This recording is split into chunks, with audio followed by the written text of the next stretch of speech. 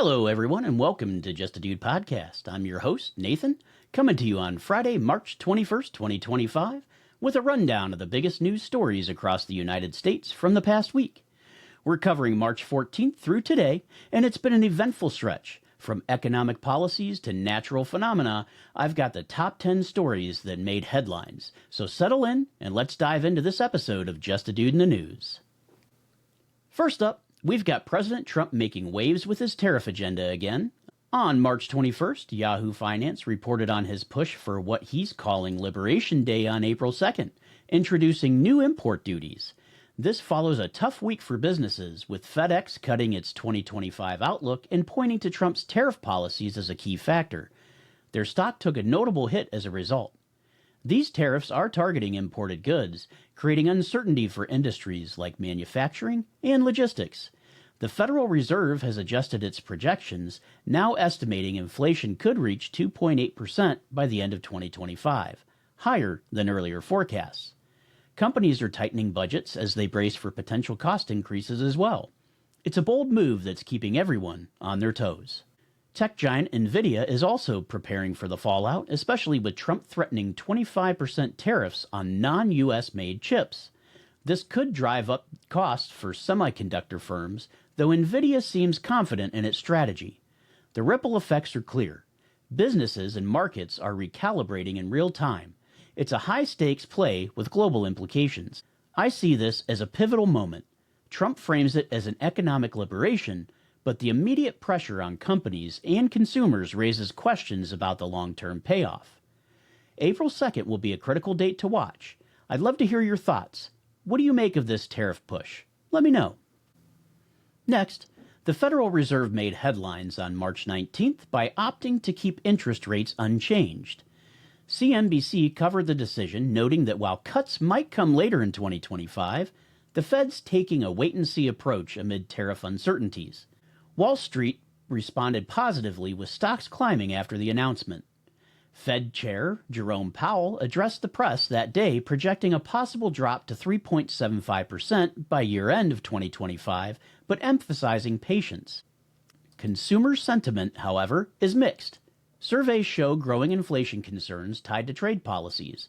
Retail spending rose slightly, though not as much as analysts had anticipated. Reuters captured the scene at the New York Stock Exchange on March 19th, where traders tracked Powell's every word. The Fed's latest dot plot leaned hawkish, with more officials doubting cuts next year. It's a cautious stance, likely influenced by the economic turbulence Trump's tariffs could bring. From my perspective, the market's optimism is a bright spot, but the bigger picture feels uncertain. If trade policies keep stirring things up, this stability might not last. It's a fascinating time to watch the economy unfold. What are your predictions? I'm eager to hear from you. On a lighter note, spring officially began this week. CBS News reported on March 20th that the vernal equinox arrived in the northern hemisphere, balancing day and night. It's a welcome shift after winter, and it hit right on March 20th, as usual, signaling brighter days ahead. The equinox occurs when Earth's tilt aligns perfectly with the sun, creating equal daylight and darkness. It's a natural milestone that's got people stepping outside to enjoy the change. After months of cold, this moment feels like a reset for many across the country. Social media lit up with posts about it. Some users shared photos of blooming flowers and longer evenings. The trending sentiment was overwhelmingly positive, offering a break from heavier news. It's a simple reminder of nature's rhythm amid everything else going on. I appreciate these kinds of stories. The equinox brings a fresh energy that's hard to ignore. Maybe it's a sign of good things to come. Are you feeling the spring vibe yet? Let me know how you're marking the season. Here's a standout story. NASA astronauts Butch Wilmore and Suni Williams returned to Earth on March 18th thanks to SpaceX getting them from the International Space Station. But it came with a twist. The State Department briefing on March 19th highlighted their ocean splashdown, where dolphins joined the scene swimming near the capsule. It was an unexpected highlight. After an extended mission in space of 300 total days, their landing was truly a big deal. News outlets on March 19th showcased footage of the dolphins alongside the astronauts' safe return. It's a modern-day moment that blends exploration with nature in a way you don't see every day. Users on X couldn't get enough of it. Clips and comments flooded the platform, with some calling the dolphins the real stars. But we know that those from SpaceX are the stars to bring these astronauts home. After weeks dominated by policy debates, this felt like a win for everyone. Wilmore and Williams deserve the applause. They've definitely earned it. I find stories like this refreshing. Space travel paired with a dolphin escort? That's the kind of thing that sticks with you. What did you think about their homecoming? Let me know. In tech news, NVIDIA made a bold move this week. On March 20th, Reuters reported that CEO Jensen Huang opened the Accelerated Quantum Research Center, or NVAQC, in Boston.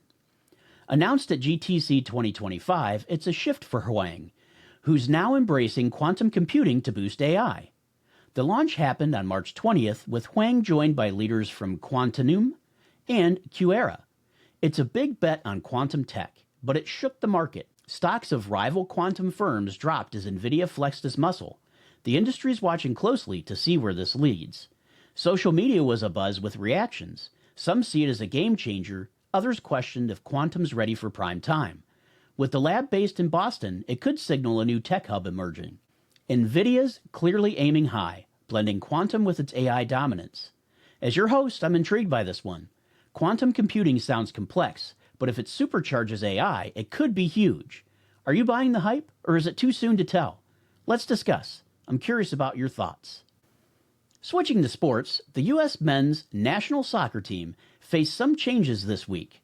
On March 18th, X post noted injuries to stars like Antonee Robinson, prompting call-ups for Max Arfstand and Brian Gutierrez ahead of the CONCACAF Nations League Finals.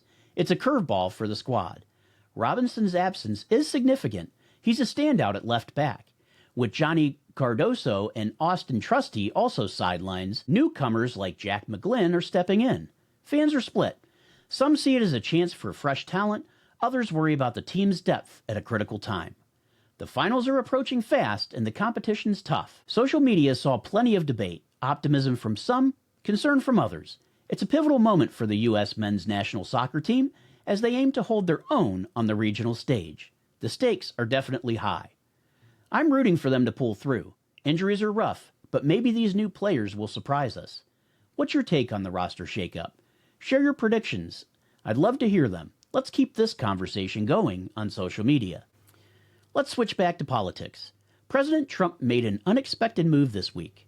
CBS News reported on March 21st that he rescinded an executive order targeting a law firm after they committed to hiring reforms and funding free legal services. It's a shift from his usual approach.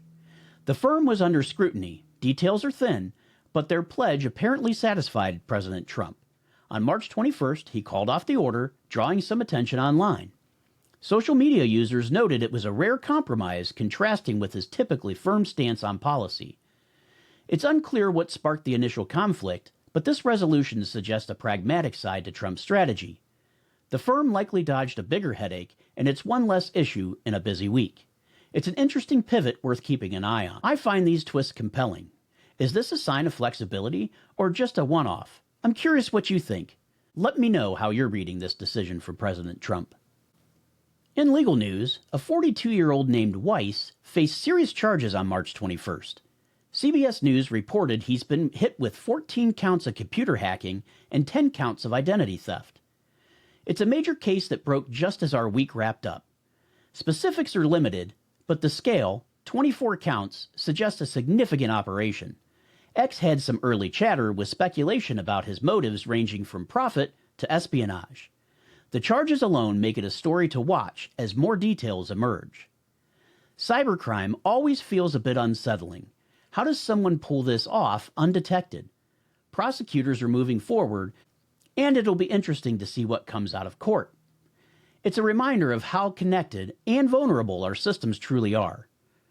I'm struck by the timing. It's fresh off the press. Do you think cyber threats are getting worse? I'd love to hear your perspective. Share it with me as this unfolds. Tech took another turn with Samsung this week. On March 19th, they unveiled the Galaxy S25 series, featuring an AI companion, and announced #Galaxy K Day for April 5th at Mirandol Estate. X lit up with excitement over the phone and the event, spotlighting artists like Ziggy4X and Shaza. The S25's AI integration has people talking. What can it do that's new? The April 5th event adds a cultural twist, blending tech with music from talents like E.B. Inglis. It's a smart play to connect with fans beyond just the hardware. Social media trends showed strong buzz. Users are dissecting the phone's features and hyping the lineup. Samsung's leaning into innovation and entertainment, and it's resonating. The countdown to hashtag Galaxy K Day is officially on. I'm impressed by the combo here. Are you eyeing the S25, or are you more an Apple fan? Or are you just excited for their event? Let me know what's catching your attention. I'm all ears. Finally, we've got a celestial event on the horizon. Mashable reported on March 20th that partial solar eclipse will cross the U.S. on March 29th. It won't be total, but it's set to captivate parts of the northern hemisphere. The eclipse hits in just over a week, with visibility depending on location and weather. X posts highlighted the orange loop path, showing where it'll peak at sunrise or sunset. Safety tips are circulating too. Do not skip those glasses. Following the recent lunar eclipse, this feels like a cosmic encore.